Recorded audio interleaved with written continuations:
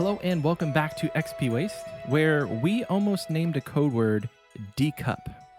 I'm Michael. And I am Oxie. If you are new to the XP Waste podcast, number one, Michael was referring to the bingo event our clan is putting on. Number two, oh my god, welcome. This is your first episode, that's awesome. We're a RuneScape podcast. You probably Googled RuneScape or old school RuneScape podcast and came up with us. We're honored. We already love the fact that you're here. We talk about the game. Surprising, we know. And we love it. If you're not new here, hey, how you doing? I feel like I always try to hit on the returners every time, but it hasn't worked. I'm here for it. Not a single person, not even Michael, has slid into my DMs yet. So we're here for it. That is not an invitation, by the way. I'm terrified of talking to new people. If you're not new here, you already know Oxy's DMs are closed. So exactly, my private chat has been off in game since like probably January of 2020. Like it's not gonna come back on. Everybody's tried, Oxy. It's actually been a bit of an awkward situation sometimes because like I got bingo teammates who have like wanted to DM me the code word, but I have forgotten to add them in game, so they can't. So I had to go through on like the first or second day, like go into the clan and like blanket add everyone on my team because I'm like, shit, I'm not even gonna think about that because we've had a lot of like mobile playing this week as well. I think all of us have put in a lot of time on mobile this week. Yeah, I was killing a bunch of KBD on mobile. That's so like it's so laid back. Like Blood Fury is OP. Oh my god, I did Calfight Queen on mobile in between things at work. Dude, I felt like a god. I killed KQ on mobile one time. I'm like, I'm gonna do the Inferno on mobile, baby. This is great. It felt good to finally get that.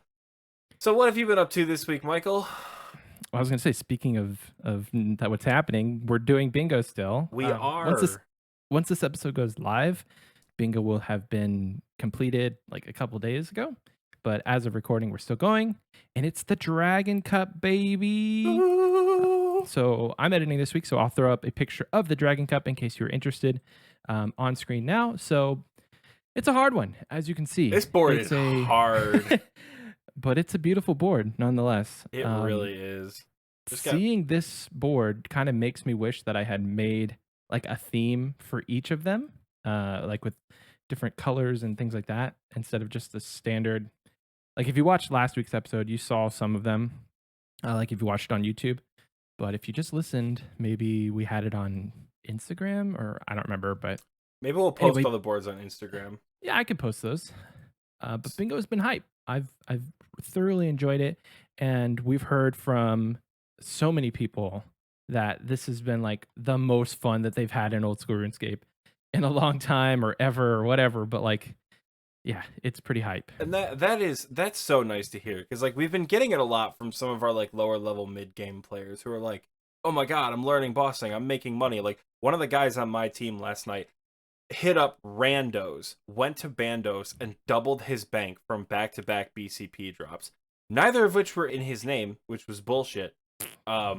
Because we need two pieces of God Wars armor. But to like one tick double your bank in a bossing trip, that's awesome. Yep. Yeah. But it hasn't just been them. It's been the higher level players too. We have people with like 4-digit chambers KC being like, I have not had this much fun playing RuneScape in forever. And that's awesome to hear.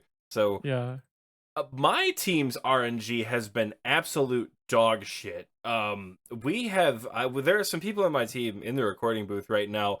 My boy just got PK'd at Chaos Elemental going for the pet.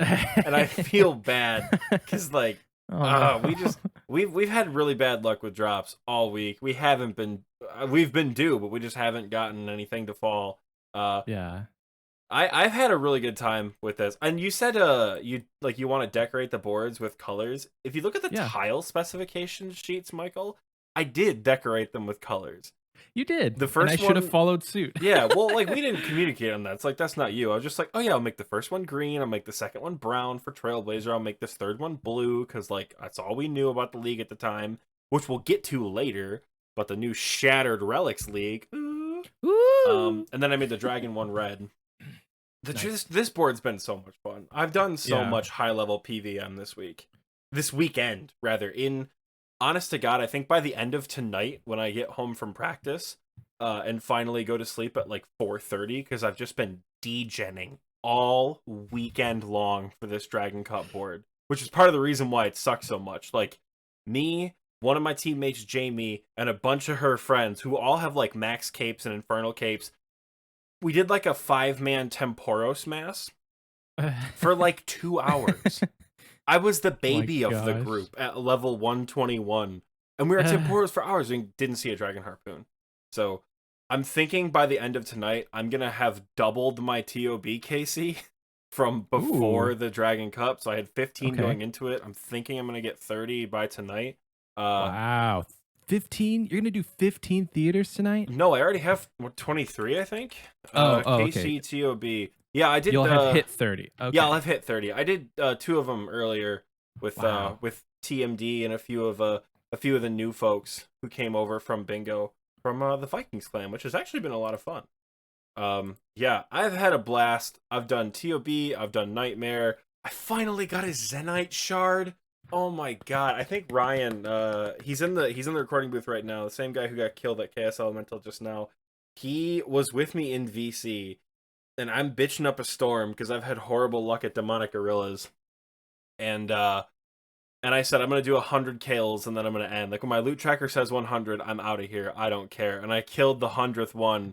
And I'm like, all right, 100 kills, never lucky. This game sucks. And the orange thing popped up on the ground with the Zenite shard, and I freaked out because it's my first ever Zenite. I was so excited. I had 100. I had to jump into another team's VC and be like, I got a Zenite shard. Not to like gloat or anything, but there were other people on the team who had like seen me in the past year or so struggle to get a Zenite. So I was like, this is for us, baby. Let's go. Awesome. It was really fun. So I've had a blast this event. I have done more PVM this week than I think I've done in, I would say, like years. Y'all want to hear since some the last bingo? Y'all want to hear some wild shit? What? For the last probably 6 weeks, Michael has had his ass parked at the Soul Altar while we're recording. You know, he's making the face right now. Michael is at Chaos Elemental grinding for the pet while we are recording. And you know what he said?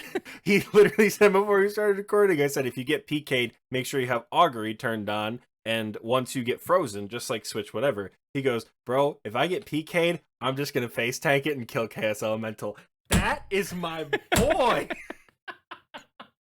That is my boy. Michael is out here saying, I don't give a shit. You can't kill me in a way that matters. Oh, beautiful. I've never wanted to win a bingo so bad. And I've played in like 4, and this has been the one where I'm like, we really have a chance. It's been a lot of fun, and like it's just like it's somewhat about the money, right? The money is nice. You're splitting 100 mil 7 ways, 6 ways, whatever it is, if you win. But like having bingo winner as a Discord rank or a Discord role is just something that I want so badly. I have that rank, and it feels very good to click on my name and see bingo. I think it's the Springo winner title. What does it actually say? What is that role actually? Bingo winner. Bingo. Yeah, it just says bingo winner. Yeah, I'll throw it up there. Everyone will know what you got it from, which is sick. I don't want to make any predictions about bingo placements, because remember the last time we did a bingo episode and I said, bro, my team is gonna win. My team lost like 6 hours later because the other team blacked out the board. But I think I can say pretty confidently I've had a blast with my team. I've gotten to know them all, and they're all fucking awesome. I've had a great time PVMing. We are coming in dead last place for this bingo event. There's no doubt in my mind. We killed upwards of 2,000 Firewatch Sentinels. Did not see a blood shard. We've had people camped at KS Elemental. Yep. We've had people camped at KS Elemental going for this pet, and nobody has seen it. We have run Theater, we have done Nightmare. We kind of got screwed on Basilisk, actually, because we couldn't get a task.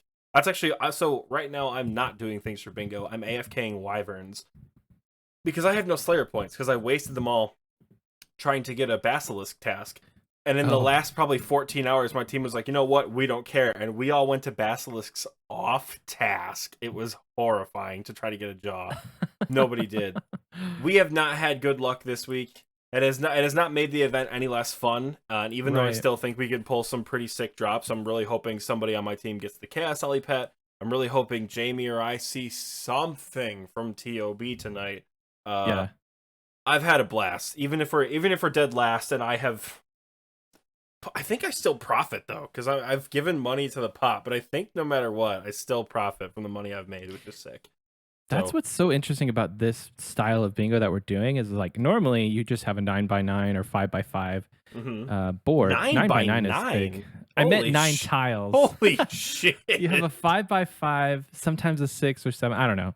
It's big, right? But we're doing a 3x3. Every 48 hours it switches. So you've heard us talk about it last week. And A, it just adds a lot of variety.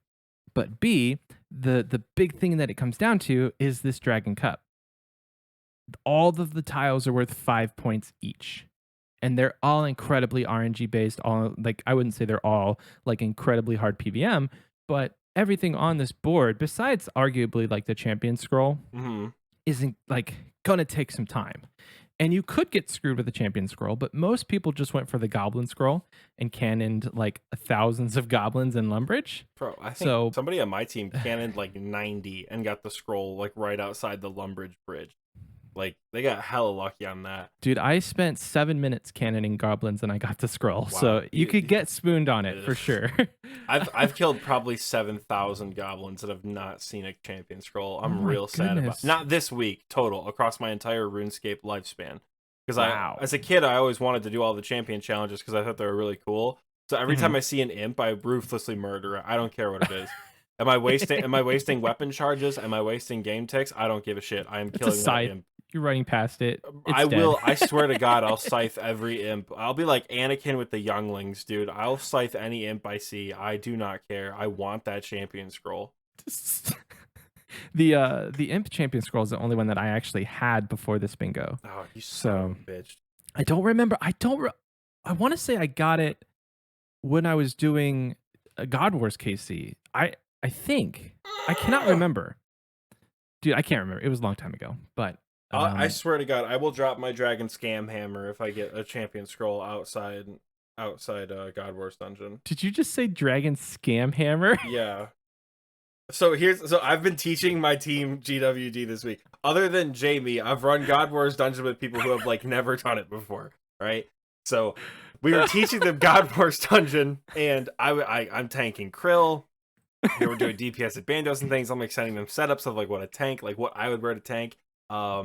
I've been telling them a few things. Number one, like when you're tanking, you're not just taking hits. You're doing king shit. You bring Venge, you bring Pot Share, you bring a Lumbridge ring for High Elks if your team needs it. And most importantly, you don't bring a DPS spec weapon. You bring a Bandos Godsword.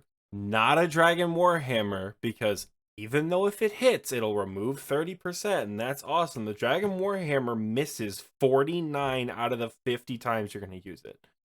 Yeah. BGS is way more accurate. They just have a high defense to start, and that's why you're bringing the Dragon Warhammer, but like... But you're not going to hit with it, baby. Right. I'm not going to lie. Once you hit a Warhammer spec, particularly on Bandos or Krill, it's over. It's over. Like, you're getting a really quick kill if you go with a team of 3 or more. If you can crack off a big BGS swing every kill, or most of a few kills, you know, that's pretty good. A 35 with a BGS still makes the boss easier to kill. So I've been telling the people on my team that I never bring a Dragon Warhammer to God Wars Dungeon ever, because I don't. Dragon Scam Hammer. Dragon Scam Hammer, man. I won't be caught dead in Theater of Blood without a Warhammer, but I don't bring it to God Wars. Yeah, it's useful some places. Yeah, it's hard for me to be caught alive in Corp to begin with. Corp. I've ignored that tile. I have not even suggested Corporeal Beast for my team. I did about 2 or 3 hours of Corp this week. That's gross, dude. I got about 3 million splits, so it's not bad. But you know, a sigil could have been like you're making almost more money than you would if you win bingo from Corp. or most of the tiles on the Dragon Cup board sometimes. So that's how I feel about the scythe. If we get a 4-man scythe, that's like that's like 100 you just won bingo split. on your own. Well, I was doing Nightmare earlier because I've been doing Mass World Nightmare, and I was telling Jesse that like if I get a mace, I'm trading it in for a scythe immediately. Like I'm just gonna do like a 1-to-1 swap mace for a scythe, even though the scythe is gonna be more expensive with the vials and the runes and things. But like, yeah, I figured that would be worth it for me. I had a point earlier. Oh, the Dragon Cup. We're talking about the Dragon Cup. Yeah. Everything on it is hard, but that's the turning point. Is like this week, I think we would had 2 teams that were going to battle it out for first place if we hadn't had the Dragon Cup. But now this gives every team an opportunity to come back if you still are in it. My team specifically, we could win. We were in like 3rd or 4th. Now I think we're in 2nd or 3rd. I can't remember. You guys, I haven't looked at the scores. I have the scores right in front of me. So the Dragon Cup board, every board prior has been worth 15 points. The Dragon Cup board, 9 tiles with 5 points. This one board is worth the entirety of the 3 boards prior. So if you're extremely lucky and get all 9 tiles, which just doesn't seem feasible for anyone to do. Not in 48 hours. Not in 48 hours. Like, if you get really lucky, if you get a Corp unique into a Nightmare unique, really lucky, and, like, one of our friends, Kyle, did a solo raid for the memes and got an Ancestral Hat, and they got that tile done. And he's an Iron Man, so that's it could happen. So, like, it could happen. Like, RNG really could fall. And if it does, we kind of wanted to make it where, like, now you can put pressure on the other teams. Like, if my team gets every single tile done, we're going to win the game because no other team is going to do that. That said, we can't get a drop to save our lives right now, so it'd be really difficult to do that. But if we do, it'd be so good. If you're out there listening, I said this last week. So if you're out there listening and you're not part of TNL and you're part of your own clan and you're looking for an event to do, highly recommend running this bingo with your clan. Just message us. We can send you all the details, all the boards. You don't have to lift a finger when it comes to planning because Oxie has literally written out the rules. He's written out explanations to all of the tiles, and you can have every single board for free. So let us know. We'll get it over to you because this is a lot of fun. And Lord knows we've made oodles of mistakes that you don't have to. Fun fact, when you pickpocket a blood shard, it doesn't appear in your chat box anywhere. And the collection log plugin, the one that like shows up, or is it a plugin or is it like main game now? It's main game. Whatever it is, it's unreliable. No, it's main game. It's unreliable, whatever it is. Because we've had people who are like, yo, it's brand new. Like, here's my collection log, but it didn't proc. Like, the notification didn't pop up. We've had to deny tiles for things like that. So thieving a blood shard is not a viable option if you need a drop notification. It could be a viable option if you want money. Kroll made about 11 mil in about 10 minutes. It was okay. This was ridiculous, right? This man brings a rogue's outfit to Fires. 17 pickpockets, pulls a double blood shard, sends it in and says, please let this count. We discussed it as a team and we're like, sorry, we can't let it count. We don't want to be dicks, but like if we allow it, it opens up avenues for like bingo game integrity where people can just like start, because we hate the Rune Light loot tracker. There's no dates on anything. Anyone can post anything from anywhere. We, specifically I, hate the Rune Light loot tracker. We don't take anything from loot tracker. Yeah, I can't stand it. I think it opens up too much of a possibility for people to put fake tiles in, especially if there's no drop notification in chat. Like 2 ticks later, he's like, all right, fine, guess I'll go kill him. Like 4 KC pulls a blood shard from a Firewatch Sentinel and is like, guess I'm done. He posted a picture in Awesome Drops. His character was wearing nothing but a wooden spoon, and he had 3 blood shards in his inventory. That's all he put in. We're like, mad respect, brother. Mad respect. Yep. That's a cool 11 mil for everyone out there doing the math. All 3 blood shards, that's like 17 mil. Something like that. No, they're 5. They're about a little less than 5 mil each. Like 4 point something. Well, no, I just bought one today for Nightmare. They're about 5.5, whatever it is. Oh, he got am I doing math wrong? He got 3 of them. The first 2 was 11. Yeah, the first two was 11 mil. He made a good, I've made some good money. 2 dragon pickaxes sub 35 KC at KLS Elemental. That's never happened to me before. I've never been this spooned at PVM. It's pretty cool. I'm hoping for a 4th or a 3rd. Welcome to the good life, brother.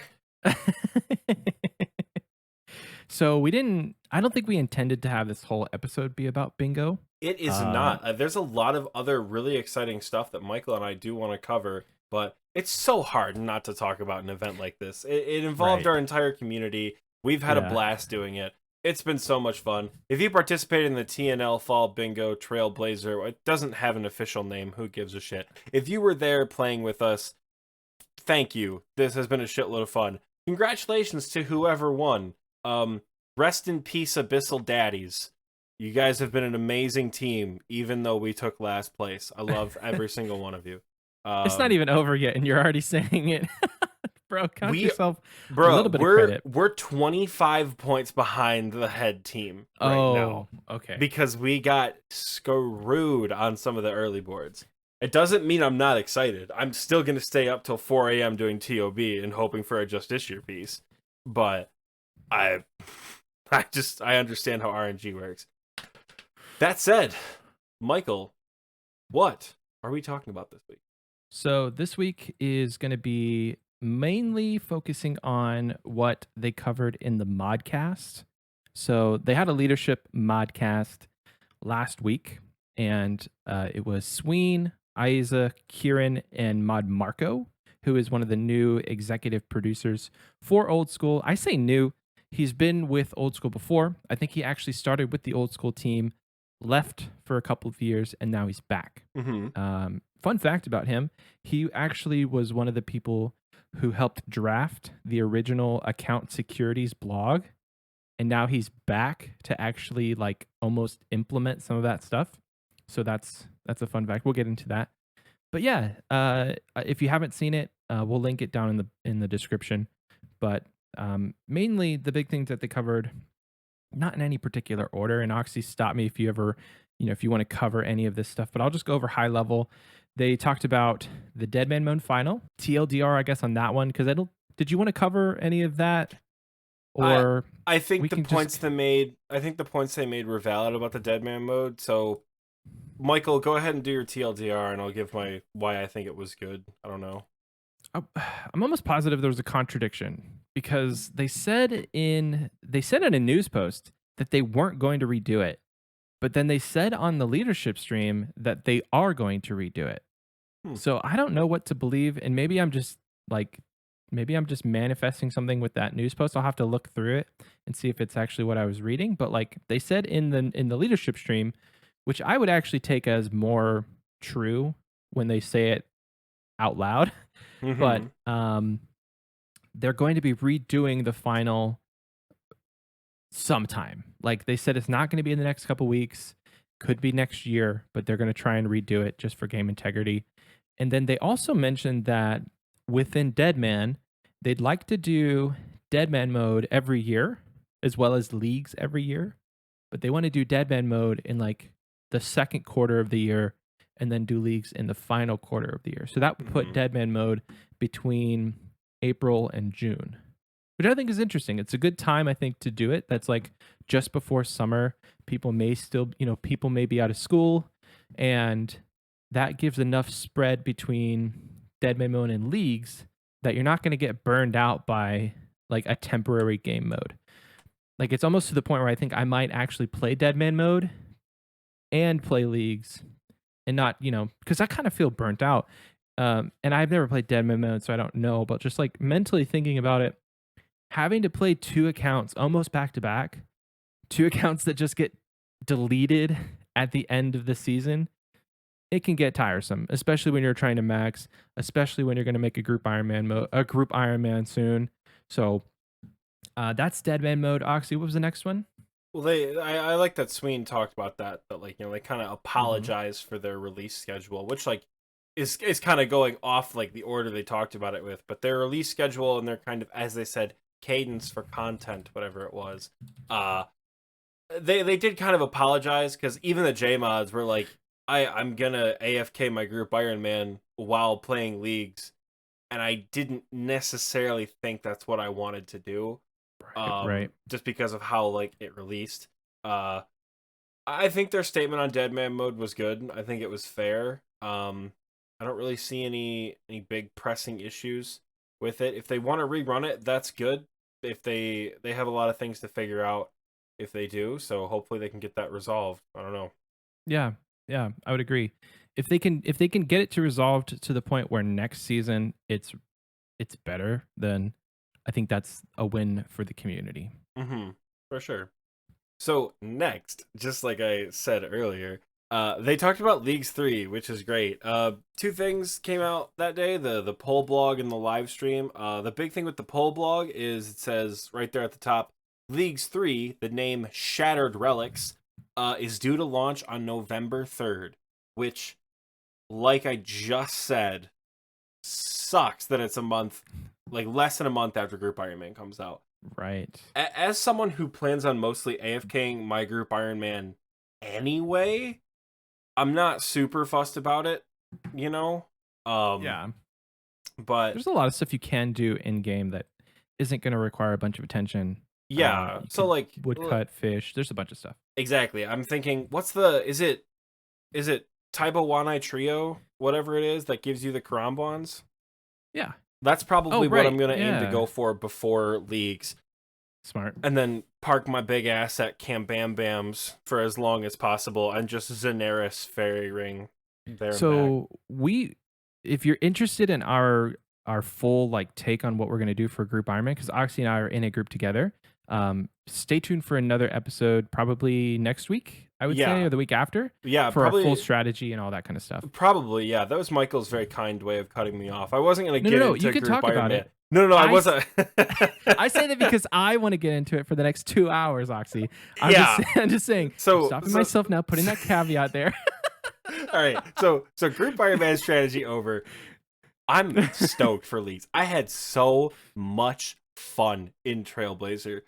Oh my god, Trailblazer was so good. And then I got so reinvigorated with the game when Trailblazer came out that when they announced combat achievements all that time ago during Trailblazer, I was motivated to get back into the game because, like, I can kill Verzik on Leagues. Hell yeah, I'm gonna, like, this is gonna be great.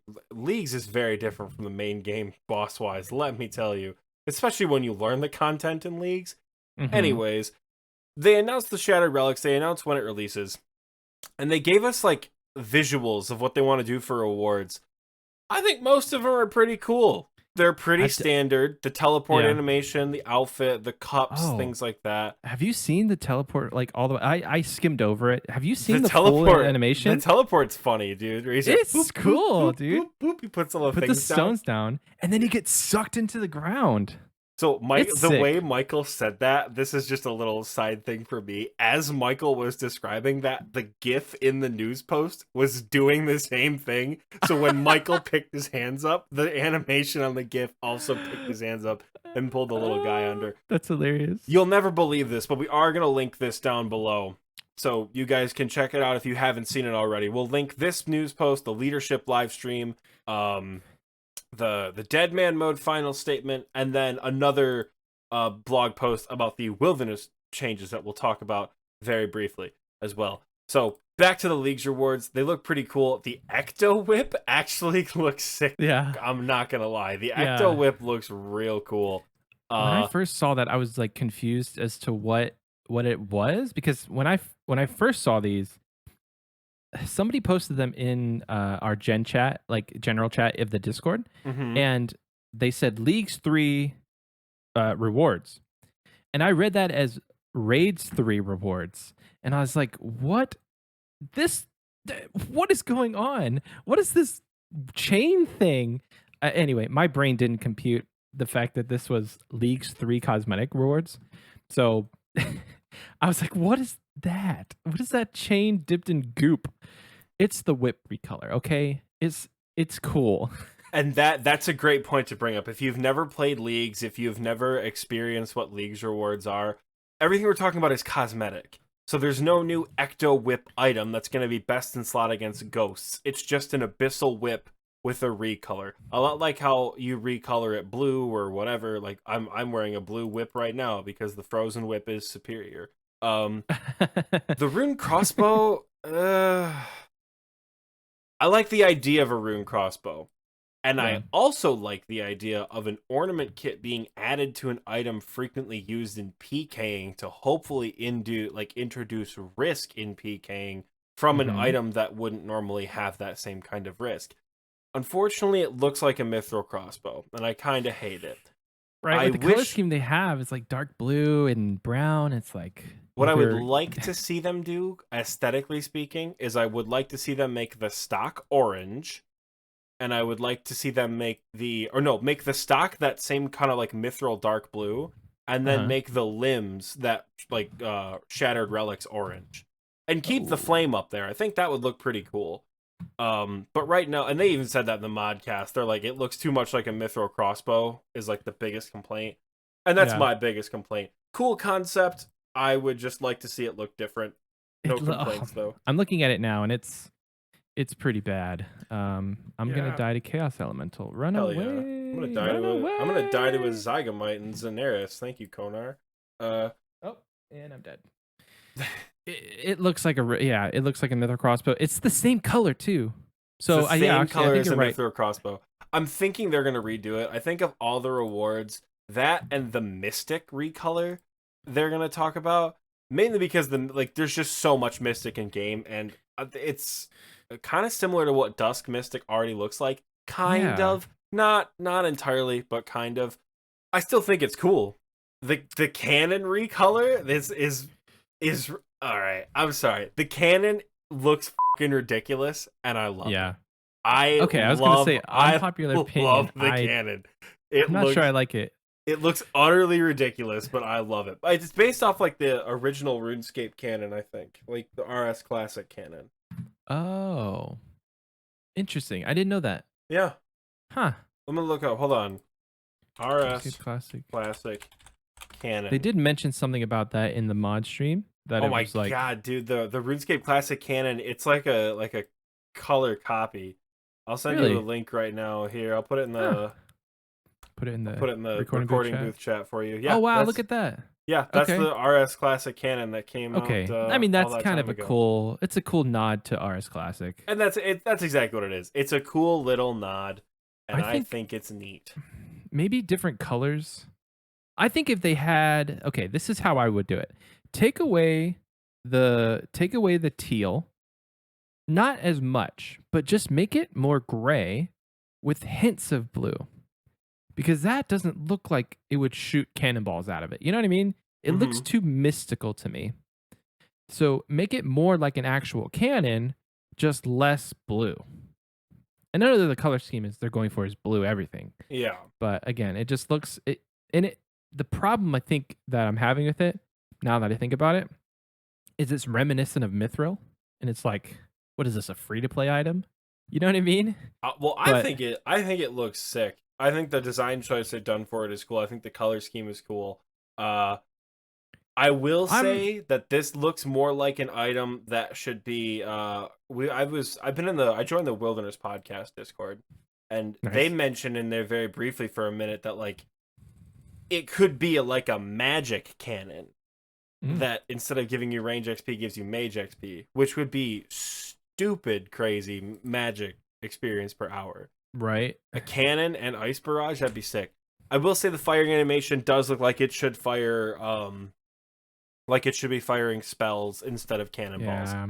Overall, I like it. I like the way it looks. I think it's gonna be really cool. I'll probably have it on my cannon. I still use the Pooh Brown Graceful, dude. I ornament everything if I can. Like, I love it. I guess I'll say this. Like, there's enough time between now and the next league that I'm likely going to change my mind, you know? I just have this incredibly hot take every time, and sometimes I'm wrong. So... well, and that's the thing. Like, we always talk about that the things that JMods do can be open to criticism, but we can still like it. I don't want to speak for you, Michael. I'm pretty certain he and I are both going to vote just blanket yes on all these rewards. Probably. Like, they're all cool enough to make it into the game. Right. Like, it's not a consequence of is this going to change the game in a way? And if I vote yes, it's going to like change anything in the game? No, it's cosmetic. How are you going to vote no to cosmetics? Yeah. And if you hate the way they look, sure. But again, that's just an opinion. And that's opinion of aesthetics. Literally, it truly is an opinion of aesthetics. Because, like, again, I think the Rune Crossbow kind of looks like shit. So I would like them to recolor it. If they don't, am I still going to have an ornamented Rune Crossbow in my bank? You bet your whole ass I am. Like, well, that's the hard part, though, is like everything here is going to cost money. And not if you get enough leagues points, baby. Well, I'm saying for the average player who may not get Dragon Cup or Rune Cup, like it's going to cost you money. Or you'll have to make a hard decision of, I have X amount of points. I don't have the amount of points to buy everything I want. What am I going to get? So I'm still rocking the Trailblazer tool ornament kits. Those look sick. I bought one. My tools actually look really cool right now. I'm gonna send a little screenshot of them to the recording booth chat right now. I have an infernal axe, an infernal harpoon, and a crystal pickaxe. And they all look a little bit different because I only wanted to buy one Trailblazer like toolkit because I bought everything else for the Trailblazer thing. Oh, gotcha. Yeah, I just wanted to keep the infernal one looking cool. Although I suppose I could ornament the infernal harpoon at some point. Yeah, when you ornament the infernal, they have this little red glow or this little red. Yeah, they have the red thing in the middle. Yeah, because the infernal axe is it's really cool. So the League's rewards look sick. The last one from the League's rewards is the Elite Void and the Void recolors. So excited for that. What sells it for me is the melee helmet. Somebody in our Discord said they took it straight out of Mandalorian, and that's all I can see. And it looks awesome. The counterpoint to that is the mage hood looks ridiculous. I don't know why they wanted to give it that big spike. That said, it's kind of reminiscent of a Dark Beast. So I get it. Yeah. Oh, I'm 100% rocking this. Like, it is sick. Like, I'm going to be the sexiest Void Raider at TOB. Like, it goes, if you get the Elite, it kind of matches your assembler a little bit with the blues, which is neat. Like, I mean, Elite Void now kind of has a blue tint to it, but it's going to look real nice with a range setup. Yeah, I'm stoked. I think it's going to look really good. That's one of the... I think this and the whip are what I'm most excited for, recolor-wise, because I think the Void looks really good. Like we said, we have our own opinions on the cosmetics, but you know, it's just opinions. We're not gonna be like spite voters or whatever and vote no because the Rune Crossbow recolor looks like shit. We're not gonna do that. But yeah, Michael, let's keep on with the leadership update. We're pushing it here. We're doing really well. So that was Leagues 3. Comes out November 3rd. November 3rd. Get hyped. I start my second half of paternity leave on November 1st. So if I did want to play leagues, which I'm still not, I'm not decided if I'm going to play leagues, I will be off for almost the entire league. So, I mean, off work. I still have a baby to take care of because my wife will be going back to work. So I'll be like stay at home dadding it up. But we'll see. I don't know, Oxie. You'll have to sit me down and really try and convince me to play leagues. I don't think I'll have to do anything. I think I'll just have to get the boys together in VC one day, talk about leagues, and you'll be like, fine, I'll play leagues. I mean, even then, dude, I have so many things that I want to do in the main game, including Group Iron Man. Like, you talk about AFKing your Group Iron Man and then playing your leagues account. Well, I want to AFK my main and play my Group Iron Man. So, I still have Triple log, baby. Triple log.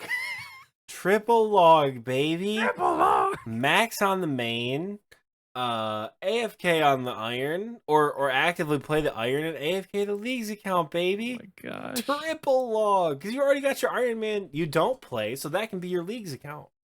That's true. And then you can drop over all the leagues rewards to your main account once you're matched. It's true. Beautiful. My range cape turned to GP. Love it. You can buy it though, right? Because does it give you 99k? Yeah, I think so. Oh, sick. Go buy a new one. Anyway, So we've talked about deadman mode. We've talked about leagues. We haven't touched on the duel arena. Ooh, the duel you want to talk about the wilderness? No, let's talk about. I thought you were going to talk about something else. I wanted to say something real quick, but yeah, no, the duel arena. So that whole section is real interesting. I haven't read any sort of like breakdown of what their plans are, but they mentioned we want to remove the duel arena. I was like, where did that come from? I know that they've been talking about it, but that feels to me that feels like kind of out of left field. But it's an exciting prospect because I'm not a huge fan of the duel arena. I mean, it would help a lot if I could actually have the balls to stake and make some money in this game, but I'm not a huge fan of it. I don't want to get into like the reasons why, because some people like it. Some people are addicted to it. It's okay. But for me and my gameplay, it doesn't really make a difference if it's there or not. I'm just excited that that part of the game is going to be removed. And not only removed, but replaced. So if they just were like, yeah, we're getting rid of the duel arena, it's going to be an empty spot in the wilderness. So it's going to be an empty spot in the desert. The wilderness, what? No, the desert. That would make the duel arena more interesting if it was in deep building. You have to stand there and like pray you don't get PK'd while you're looking for a stake with your 2 bill in your inventory. Bro, it would be a barraging team's dream out there. That'd be fantastic. Okay, put the duel arena in the wilderness, Jagex, and you can have it. Yeah, it can only be accessed on PvP worlds. That'd be so they're going to replace it with content. They don't know what content, but they know that they want to actually replace the duel arena with something. So it's exciting. It's exciting to have game integrity, I would say. Let's be real. The duel arena is a major contributor to real world trading. And it's a huge thing in this game. So if you get rid of that, you get rid of real world trading, which is altogether a positive. So that's my take on it. But that's a good segue into the wilderness, what we just said. So that's a better segue into the. I am excited is a word. I think it's a better segue into what they talked about from other security issues. They mentioned account security updates that they have in the works. They mentioned that now they're going to start cracking down on gold buyers. Normally they have cracked down on gold sellers, but now they're going to crack down on gold and service buyers. So, stop buying Infernal Capes, ? And they've also, I think Aiza mentioned that they're going to implement a report system that you can like quote unquote snitch on people who you think have bought something, right? So if you're like we were last night at Bandos, we got crashed by somebody with an Infernal Cape, a scythe, 4600 Bandos KC, and regular Void. And we just started flaming him. We're like, how much did the cape cost you? How much did this like what was your mom pissed when you bought the scythe with her credit card? Like, yeah, like that. Wait, you guys said this? Or God, this is hypothetical. We were flaming him because he crashed us at Bandos. He brought his boy and he crashed us at Bandos. Of course, we were flaming him. I didn't catch that part of that. I was like, Infernal wait, is this Cape, hypothetical? No, Infernal Cape, scythe, regular Void. They said they're going to be adding a report option that you can report someone for like suspected gold buying, which I'm terrified of. Right? I'm terrified of that report option because it can lead to a lot of malicious like. I'll say like with the report, they did say that they'll have a fleshed out appeal system. Like that's what they want is like if you think you were falsely banned, they're going to have people dedicated to looking into those specifically. But I feel it's like not all bad. It's still going to be really hard though, because like one of our rules in Bingo, to bring it back to Bingo, is you can only accept gear loans from people on your team. That's to prevent some teams from having a wealth of expensive gear that they borrow from other people outside the group, because we don't know who everyone's friends are. It's like it's to keep things as fair as possible, as balanced as possible, right? Mm-hmm. Let's say I loan my max melee gear, like I did yesterday, to one of my teammates to go do Bandos last night. The person I loaned this gear to does not have the stats nor the boss KCs to have enough money to have this gear. Mm-hmm. And where did they go? Bandos. Right. Don't you think if you're like, what the heck is this? You might drop an RWT report on my teammate? Maybe. Because, well, they, for example, I gave him a BCP and tacits. That's 40 mil.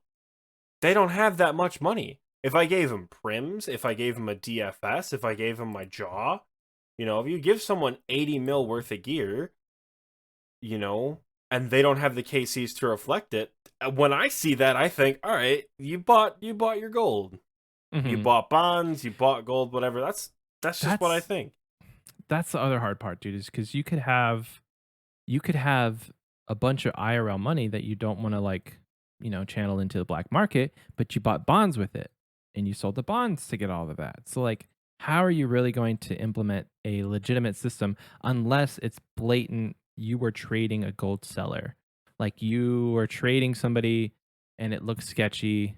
You know how Pugger always makes those videos where he's got the orb of Oculus and he's watching gold sellers trade in action? I think that's the kind of reporting system that they want to implement. Not you saw some guy with Chad gear, but he had a BCP. That to me just says hey, maybe you had a nice friend, or you bought. Well, he could have RWT'd, but he could have also bought bonds. But that's what I worry about, because how are they going to distinguish buying bonds from buying gold? With a report button that says, I suspect this player for purchasing gold. You could be right. There's people in TNL who literally were just like, you know what? I'm going to buy 5 bonds because I need money for this bingo event. Mm-hmm. And they bought bonds from the old school RuneScape website, who, once again, their total level and their KCs do not reflect how much money they just obtained.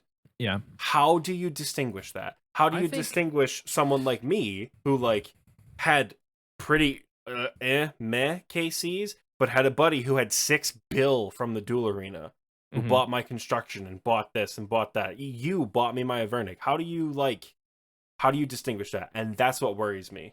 I think they're just gonna have to look into the back systems, because they already kind of have this in place where they can kind of see your trading activity and determine whether or not they think you should get banned. But if a report comes through, hopefully the system can filter it to say this is not legitimate, just auto deny the report, because it knows that you just bought 70 mil worth of bonds and you went and got bandos. They can see your transaction history. So hopefully it just auto denies that report, versus somebody gets reported and they just blind traded somebody 1 bill with no other interactions with that character. Maybe we should look into this. You know what I mean? Mm-hmm. That's what my hope is. Whether or not Jagex is going to do it like that, who knows? Who knows? Yeah. So I think the prospect is good. The prospect is also spooky. But you mentioned wilderness things. TLDR, Wilderness, they have started releasing Wilderness changes. Not all of them, but some of them. As a Wilderness PVMer, as someone who enjoys Wilderness bossing, I hate these changes so much. Oh. I got PK'd at Venenatis for the first time in 700 kills the day the changes came out, because number one, they nerfed Black D'Hide. So my Black D'Hide Ring of Suffering OP combo no longer is a thing. Yeah. Number two, I believe they've adjusted the PJ timer. I think. I'm trying to look it over right now, but I just make sure not PJ. Well, I don't want to make accusatory things. So I'm pretty certain they changed the PJ timer to where monsters who PJ you respect if another player is attacking you, which is frustrating because you can't escape at green dragons anymore. Right. Can't just run south. And that's why I died. I couldn't run south. I couldn't do what I needed to do to get away from a group of 7 people, which you can't do that anyway. I was good. until they just attacked me while a dragon was attacking. So if they adjusted the PJ timer as a PVMer, I hate it. Holy balls, that update is terrible. Looking past the fact that I enjoy Wilderness PVM as a whole, it's a great update. All the nerfs, I support all the nerfs. I support all the buffs. Even the PJ timer, I like it. I like it a little bit better than Singles Plus because I think Singles Plus invites a difficult mix of PVM and PvP, where I get the frustration as a PKer with Singles Plus. Oh god, it's so frustrating to have someone as a PKer to have someone dead to rights, and like a hobgoblin is what ruins your kill like that. Oh, that's so irritating. That's so annoying. That's so irritating. As a PVMer though, like, you have to give him some chance to escape, right? Like, you know, as a PKer, let's use Chaos Fanatic as an example, right? You as a PVMer kill Chaos Fanatic, a PVMer shows up from the Burning Amulet teleport, or they show up from the Obelisk, or they show up from the altar. As a PKer, you should have the skill and the wherewithal to stop them from escaping. Deep wilderness, no easy teleports. You're probably hybriding, maybe even tribriding this person down, who's likely in either Black Dragonhide or Monk's Robes. You should prevent them from escaping.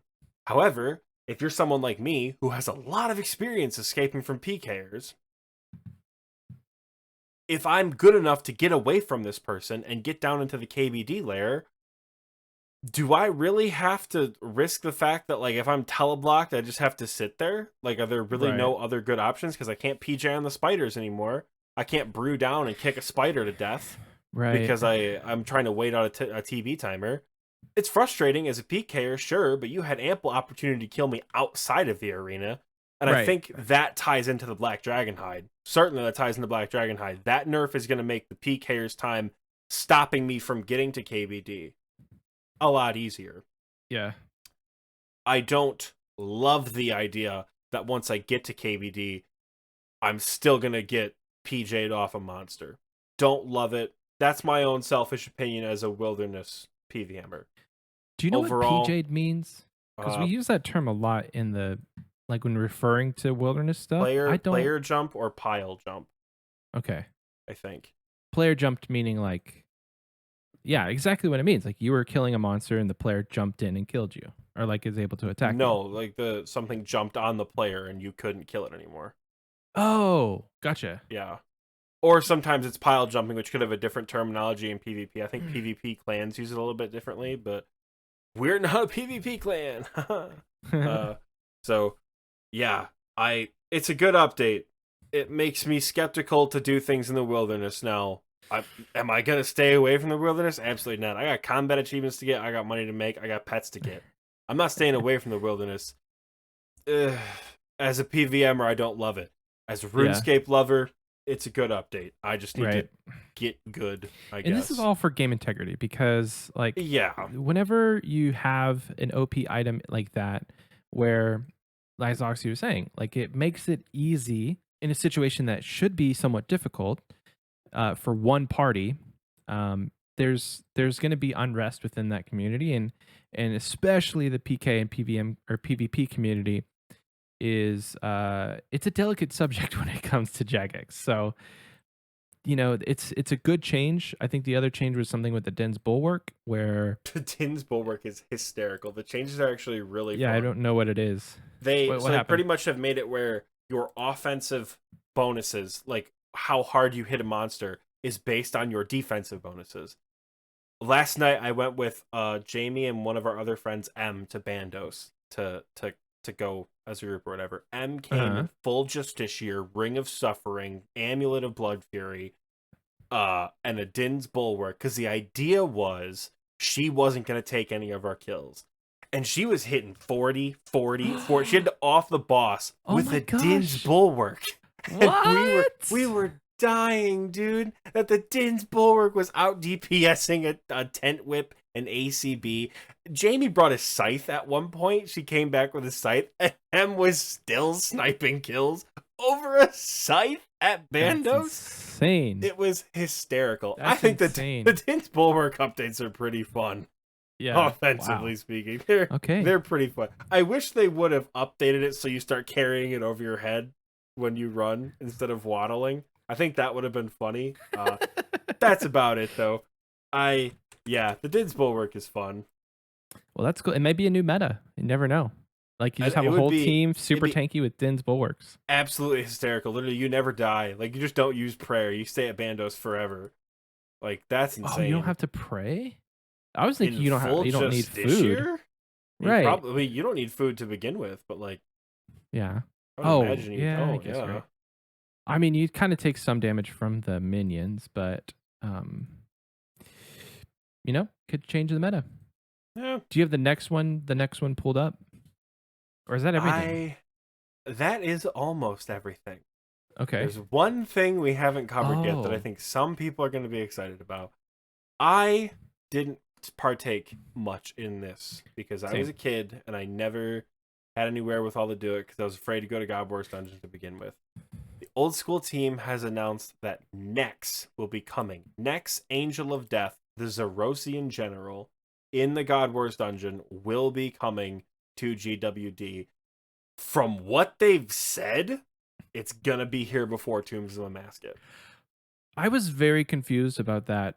Very confused. To me, this doesn't seem timeline-wise like it should line up unless they've just been working on this and it's almost fully developed and they're just copying and pasting from RS3, kind of like what they did with Soul Wars, and it doesn't need much development time. But holy cow, before Rage 3, that's not the point of this update, but like... I imagine that they're going to do it in the same way they did Soul Wars or the original God Wars Dungeon, where it's just a backport because it came out pre-EOC, right? What they did say is that the rewards need a severe rework. The rewards need like a very, very severe rework because I don't know much about, what is it, like the Torva armor set or whatever? I don't know anything about it except the fact that it's broken. Yeah. That's all I understand about the Torva armor set. We can look it up. I mean, we could look it up, but like, should we put the RuneScape 3 wiki article in the description? Is anybody even gonna check it? Sure, I say we send it. All right, we'll put the next Angel of Death wiki in there. But they pretty much just released like a work in progress of what the God Wars Dungeon room would look like. It's shaped like an ancient symbol. I'm excited. I don't know anything about Nex. It was actually pretty funny. I was at work when the modcast was happening, and I saw someone post in the general chat of TNL, like, Nex is coming! And I thought it was like a joke. And I'm like, yeah, all right, cool.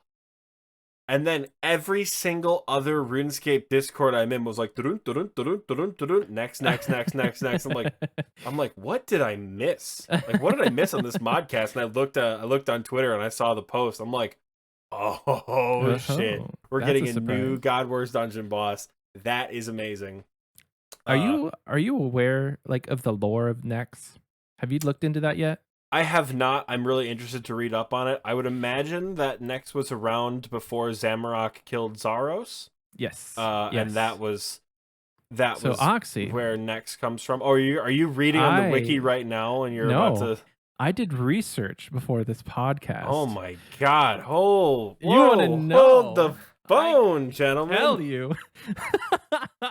Do you want me to tell you? Like, do you want me to go through what I've learned? Yeah, I mean, it's not like there's gonna be a quest around it. There could, but there's not gonna be, but there could. So this is RuneScape 3 lore. There's no guarantee that any of this is going to be used for old school. So Zaros was a god in the Second Age, I believe, and he encountered this race of people who were they were not fertile, and he had pity on them and was like, I will help you because I need an army. And he developed a race of people like a race of something. He like imbued magic and made this race of creatures called the Nihil, which is what Nex is. Nex is the name of a Nihil that was incredibly different from all the other ones. Bigger, stronger, all of that kind of stuff. Zaros took a liking to this specific Nihil and gave it a name, called it Nex, and made it a general in his army. Flash forward, Nex is supposed to receive powers from Zaros, but Zaros was killed by Zamorak. And so, long story short, Zaros dies. Nex is then imprisoned underneath the icy tomb or whatever, the icy dungeon that then becomes the place where the God Wars take place. So it's all a coincidence, kind of in the sense that they're kind of like under, talking, they're kind of like having the war right under where one of the most powerful beings is and is sleeping. In the Fifth Age, there's a specific like Saradomin Knight who goes and is like, essentially they trick the followers of Guthix to cast a ritual that's supposed to wake Guthix, but it wakes Nex instead. And that's how Nex becomes one of the most powerful beings in the God Wars dungeon. Pretty cool. Also, I'll link the video that I watched. It's much more detailed, and it goes through and details a lot more. But I know we keep saying it, but like, there's so much to this episode that will be in the description as well. Is that the pull for While Guthix Sleeps? Is that quest in RS3?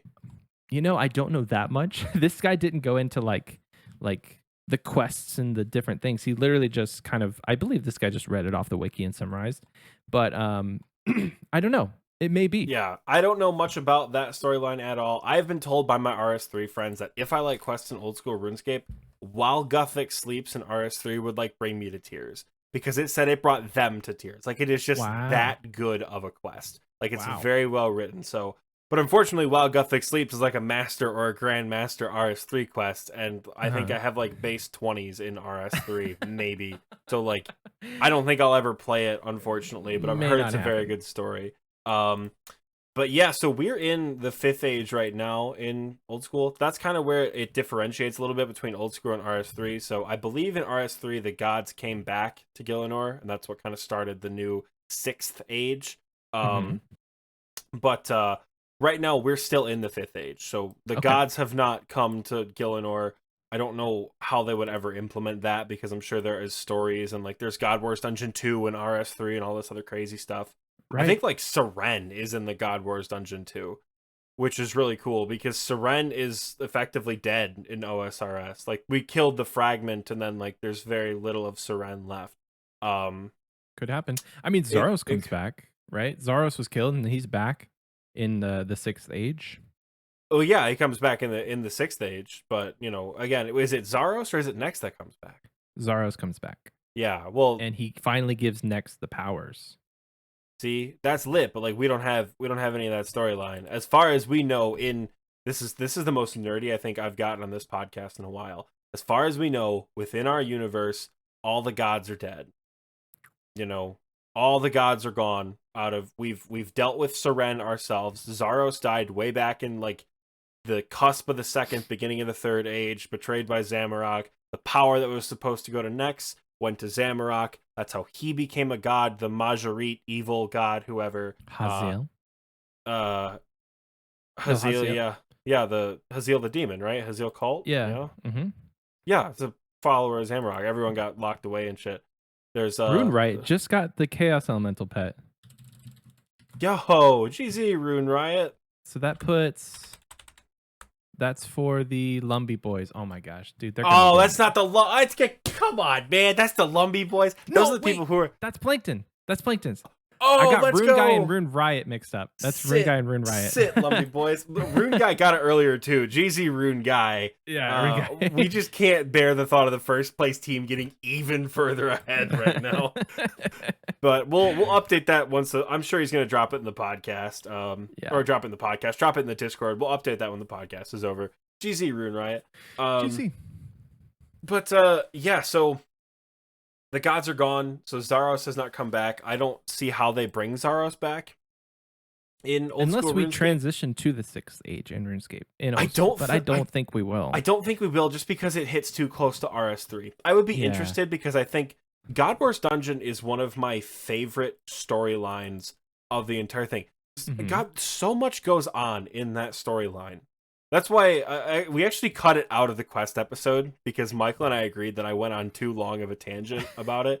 The mini quest Curse of the Empty Lord explains a ton about the God Wars Dungeon lore, and it is fascinating. Don't worry, Michael. I'm not going to go into that same kind of content. No. I did you see my face? I'm making a face. I wish that we would have like saved that segment and maybe just posted it like on Instagram as a separate. Hey, we cut this out of the episode, but if you're interested, here's this. But well, we didn't have it. Well, you figure that was back then when we were trying to keep episodes to like 45, 50 minutes long. And now, literally, Scape earlier in our chat was like, "You better keep recording 2-hour episodes."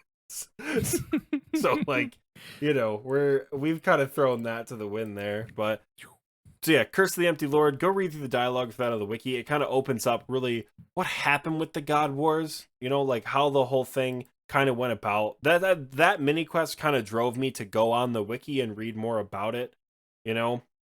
How like Armadil and Saradomin were on the same side, and then Saradomin, the piece of shit that he kind of was too, oh, he's this god of light and, you know, goodness and all that, also kind of a dick, totally just betrayed Armadil. That's why the ACB is dropped from Zilly and not Priara. Goes into a bunch of lore about how all of Zamorak's forces used to serve Zaros, but when Zamorak killed Zaros, a lot of them split off. So that's why some things, what's a good example of a Zarosian minion? That we don't really have many Zarosian minions. I don't think we do. We have that camel guy, and we have that cat person in Desert Treasure. Okay, it's the very end of the quest. I don't know what his name is, dude. Cat.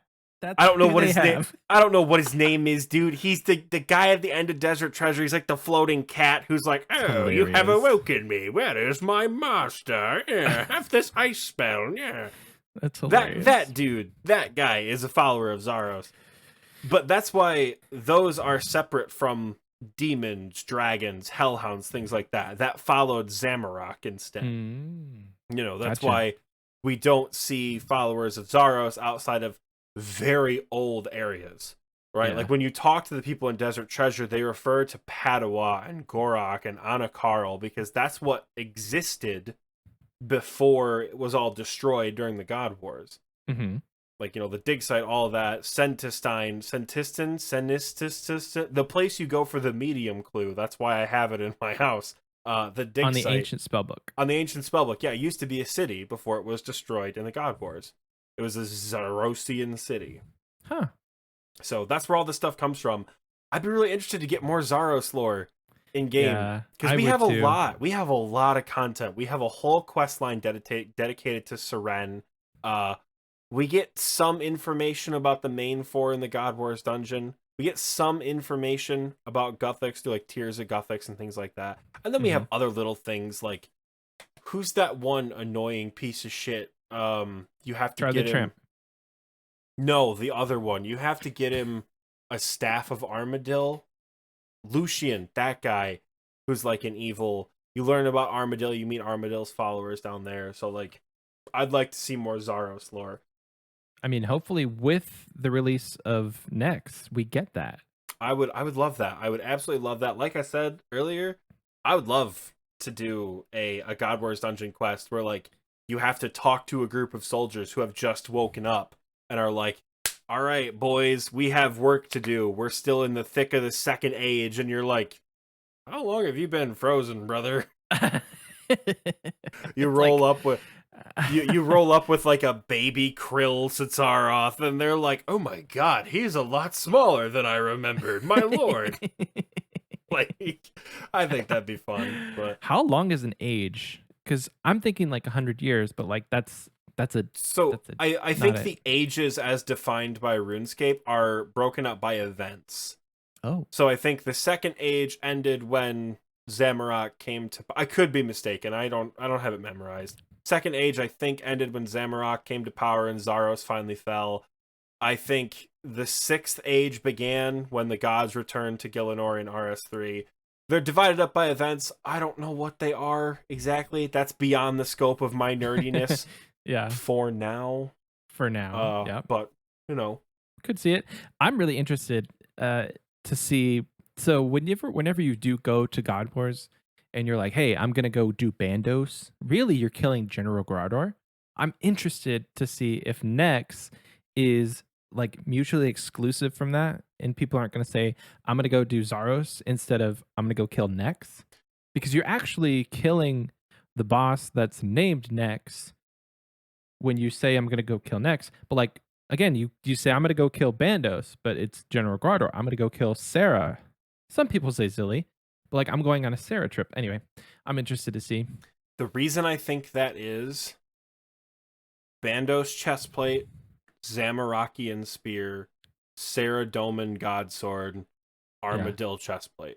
Right. That's why I think it's referred to as the god, because I think people who know, like, oh, we're going on a Kree task, not an Arma task, we have a Kree task. Mm-hmm. That's about the only one that I would argue. I'm going to think it's Nex, unless the armor is named after Zaros. I hope it is. Unless something, it's like Zarosian battle mage outfit or whatever. Can we get a Zaros godsword? I really hope we do, actually. That would be sick, bro. What would you do with the Zaros godsword? I did see somewhere that somebody said that they wanted the divine spirit shield or whatever.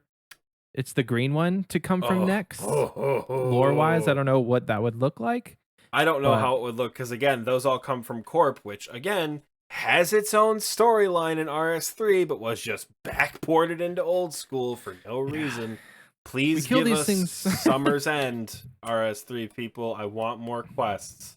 Quests you've given us are delightful, but still, I want more. Give us more. Michael, do you have any more major points about this? Because we've covered quite a bit. You know, we could have gone a little bit more into like the game economy. They're talking about adding that tax, that invisible GE tax. I mean, I'll cover that real quick. So yeah, go for it. With the duel arena leaving potentially in the next, 6 months to a year, whatever, they didn't give us a timeline, but I'm thinking that's about what's going to happen. They're going to need a bigger gold sink than what's in the game currently, because the duel arena is a pretty big gold sink. Billions of GP exit the game per day with that tax. So what they're thinking is they hired, interestingly enough, they hired somebody who is an expert at game economies to look at the RuneScape economy, and that they're going to be sharing the results of what they think is going to come from that. But one thing that Mod Kieran said is they could literally just add a tax to the GE. It doesn't have to be big. And every time you sell or buy something, money is given to an account that Jagex has. Jagex uses that account to buy items and then delete them. So when they originally proposed this, it was interesting because we thought that these items were just going to be sold to the GE and then deleted. Like, where would that money come from? Well, they've solved that with the tax. It still could work that they just spawn the GP into the game. When you, for instance, if you sell an Abyssal Whip, you get the 2 point whatever mil, and then in the back end it gets deleted. But where does that money come from? Well, the tax takes care of that. So yeah. I think that that's a great idea, because the less of these items that are actually in the game, it's going to balance out supply and demand. Artificially, yes, but it's still going to balance it out. We can still do all the PVM we want to do, and these items aren't going to continue to crash like they have been, and your money is going to go farther. So I'm excited for that. Yeah, all big updates, all a lot of fun. I think that's all we have for this portion of the episode. Michael, you want to take us over to the break? Yes. All right, guys. Thanks for listening to this portion of the episode. Stick around for the second portion where we talk about a fun question, but we're going to send you off to commercial break. See you in a second.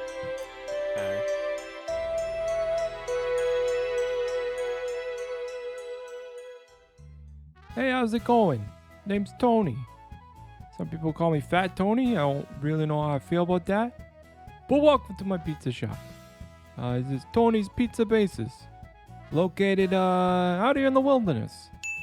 I don't know how to feel about that, but it's the kind of the hand you're dealt, you know? I can hear you asking me right now, Fat Tony, why are you out in the wilderness? Why are you out there? Well, I'm fleeing for my life, you know? I had to flee, Mr. Lin. There's this nasty rumor about me that I poisoned old King Rold. There's no basis for that. So you come into my shop out here in the wilderness, what you gonna get? I got everything you need to make a pizza. Got your cheeses, got your tomatoes. Hey, and if you kill a rat out there, I'm sure you could probably find some meat for your pizza, but if you ain't into that, I don't know what to tell you.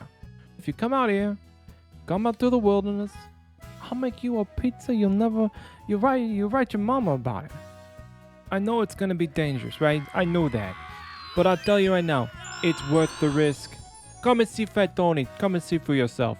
Your time is valuable, and so is mine. I got some bandits to feed. They're getting kind of hungry. I'm gonna hit you with my tagline and close it out. Here we go. The name's Fat Tony. I'm an expert in pizzas, both the making and the eating. Oh, real quick before I go. If you ever out in Drano Village, I got a cousin named Fortunato. Tell him Fat Tony said hey.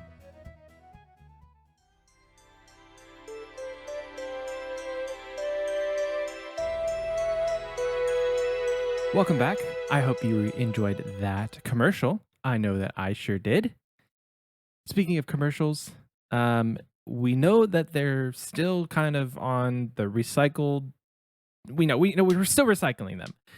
That being said, we did just showcase some of our new material that we're going to be releasing in October to the recording booth chat.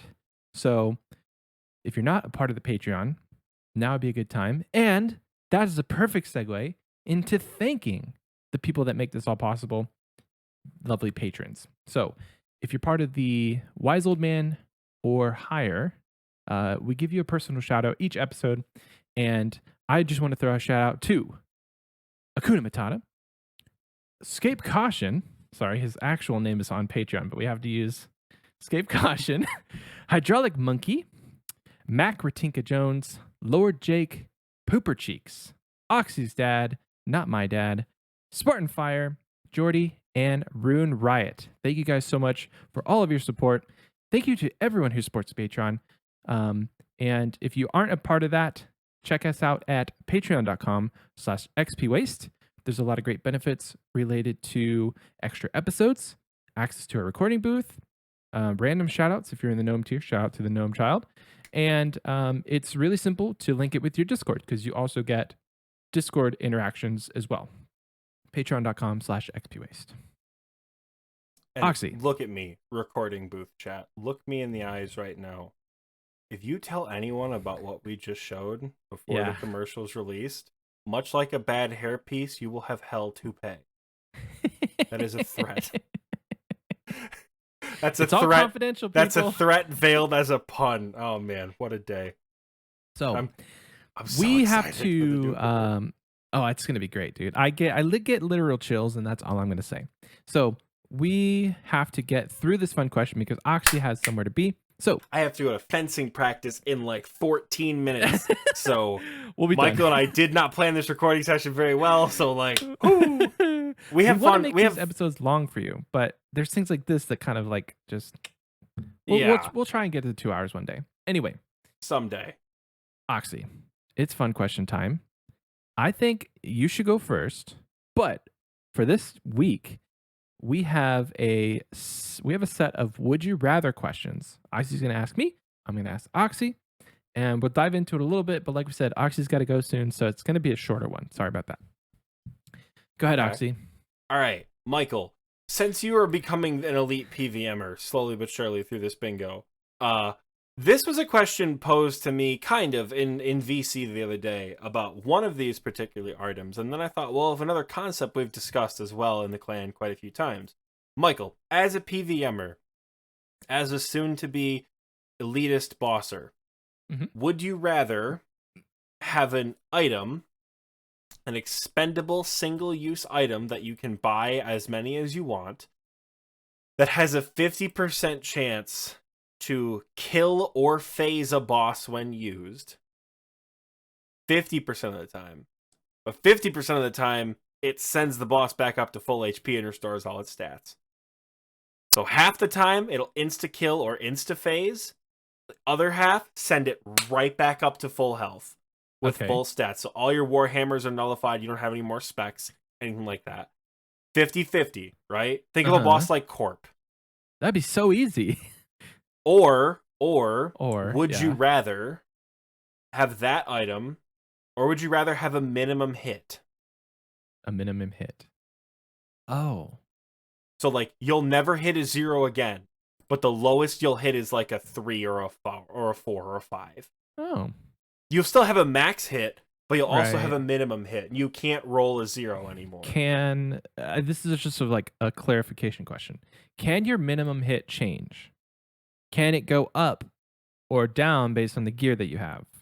Yes, but your minimum hit isn't going to be super high. So, like, if your minimum hit, like, I don't know, for example, let's say if you're like, it has to be related to your max hit. Like, it's always going to be like 2% of your max hit or 3% of your max hit or something like that. Let's say if you're on task, right? If you're on like a super specific task, if you have a Slayer task, max melee gear, Infernal Cape, Slayer helmet, and you're using a Dragon Hunter Lance against a dragon, your minimum hit is a 6. Oh.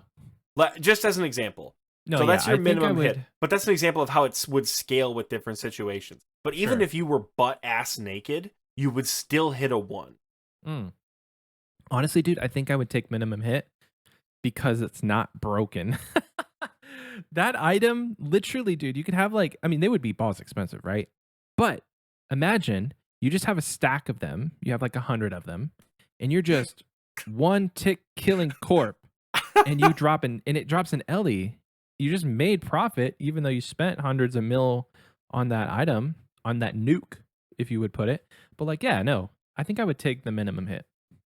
Because it's not broken. I would agree. I'd take the minimum hit. But you know how funny it would be to be like, all right, guys, dude, I don't know if we're going to survive P3 verse. Like we've been struggling all night. Here we go. And then just like Thanos snap the boss dead.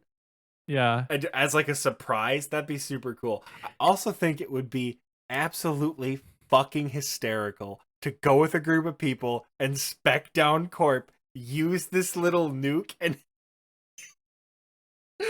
just reset all. Oh, you reset it, yeah. Yeah. Well, no, here's the boss thing, is dude. almost dead. You bring it back up to full health. You wouldn't. Everyone has to go back and spec it again. Right, but you wouldn't have to spec because the item would ignore the defenses. You could just use the item. It would just reset everything. But you're saying that you still have to spec Corp and then use the nuke?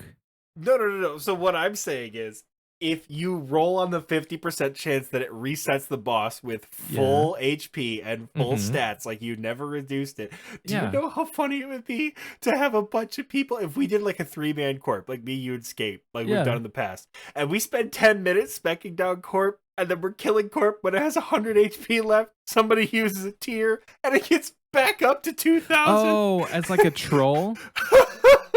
Oh, no, that would be terrible. That would literally, because like, I guess you're right. Not everybody would have like the money to just waste these like nukes essentially. So you still would have people legitimately killing the boss. We talked about like, the price would probably be the average of like what the money per hour is of the most expensive bosses.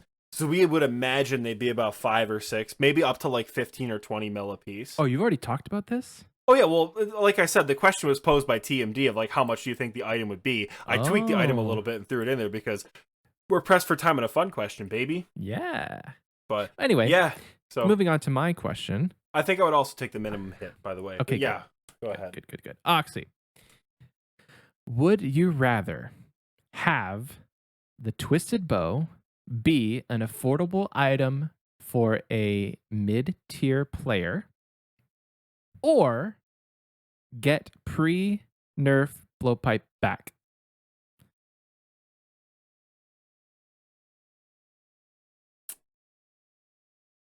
That actually is a tough one. I want my baby back. Give me the pre-nerf blowpipe. Look at how they massacred my baby boy.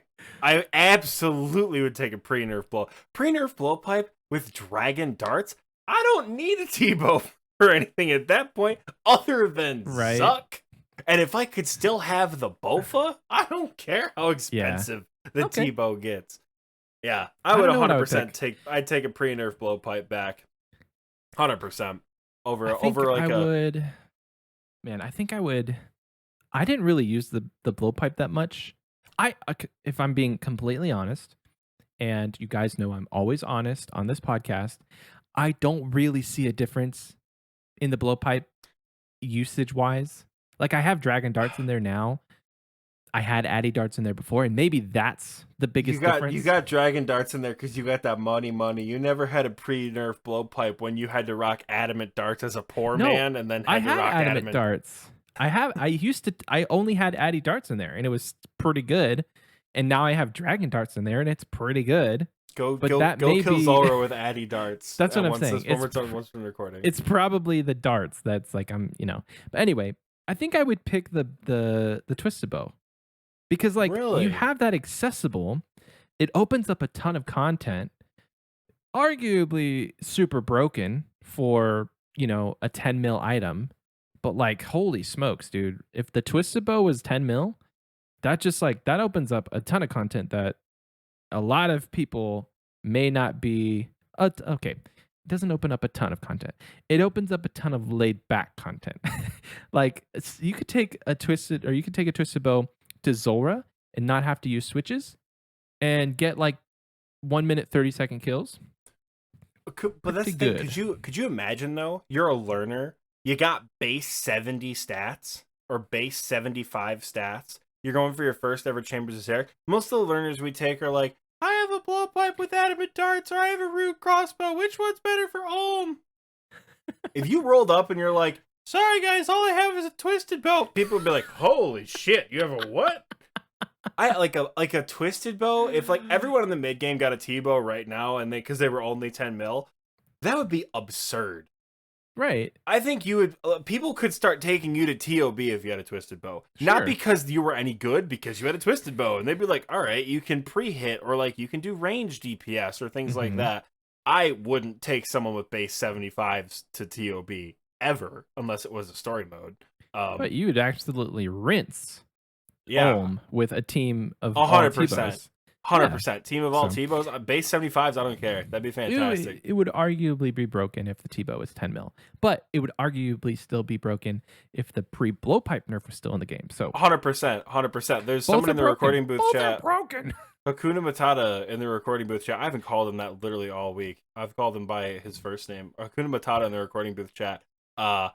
He said he never got to use a pre-nerf blowpipe. It was a death machine. It was an absolute best in slot almost everywhere 2-tick death machine. It was insane. I loved the pre-nerf blowpipe. I like the post-nerf blowpipe. I don't think it was a bad change. I support the blowpipe nerf still. But damn, dude. That pre-nerf blowpipe was literally 4 minutes to get to where you're going. So we're going to end this now. Indeed we are. Thank you so much for listening. Again, we say it at the beginning of the episode. I'm going to say it at the end of the episode. If this was your first time, thank you for making it all the way through. We appreciate it. Everything you could literally ask for, we've been mentioning it all episode. Everything is in the description or in the show notes. So everything should have a link, so you can just tap on it. It takes you right to the page we talked about. Our social media is there. Everything is there. Link to the Patreon. Link to send us an email if you want to. But all that being said, you guys are awesome. We'll see you next week. Thank you so much.